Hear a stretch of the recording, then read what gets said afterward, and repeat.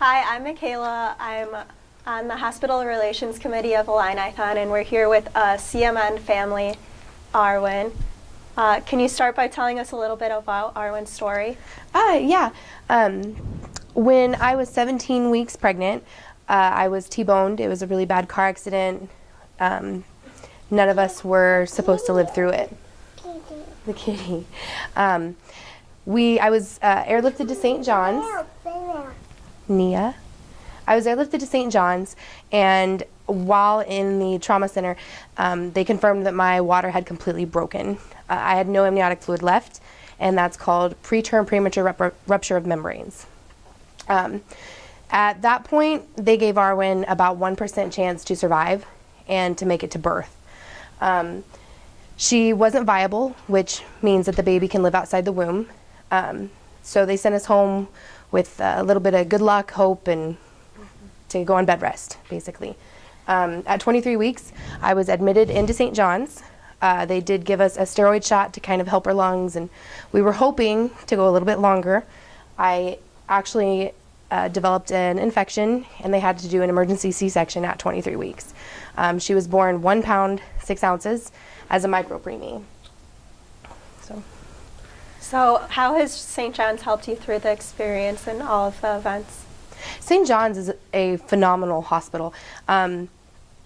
Most hospitals in the state of Illinois and even in the United States will not resuscitate or intervene with a child born before 24 weeks, which is what is considered viable.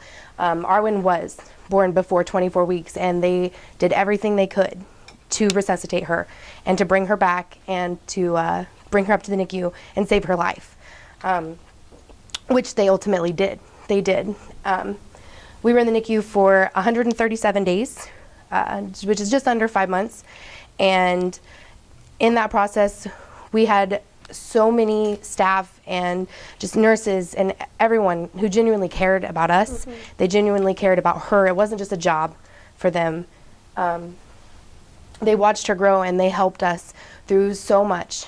When we were stressed, when we were scared, when we were worried and nervous, upset, when she would crash and they would have to bring her back again, they were right there by our sides, and they did everything they could to support us.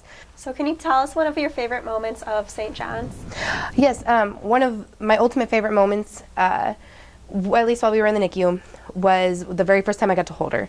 She was 9 days old. It was the first time she was going to get actual breast milk to be fed. She hadn't been fed at all in the first 9 days of her life.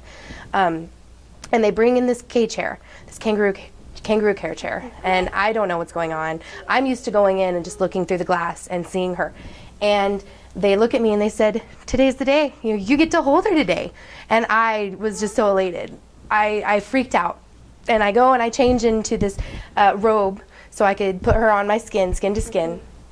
And we sit down, and the nurse, he comes over, and oh goodness. The nurse comes over and he tells me what we're going to do and how it has to be done, because it has to be done so specifically and so carefully. At this point, she was only 1 pound. They wrap her up in these little towels, these little wash rags, and they real fast, they set her on me, and they put her breast milk in a syringe, and it just drips down a tube into her nose. And as I'm laying there, she's got her face on me, her head on my chest, and I could just feel her hands, which was the size of my pinky nail, just rubbing on my skin, and that was amazing. That was the moment that I got to touch my daughter. I got to feel her, not just look at her and see that she lived and that she survived. Yeah, it's unbelievable. Yeah.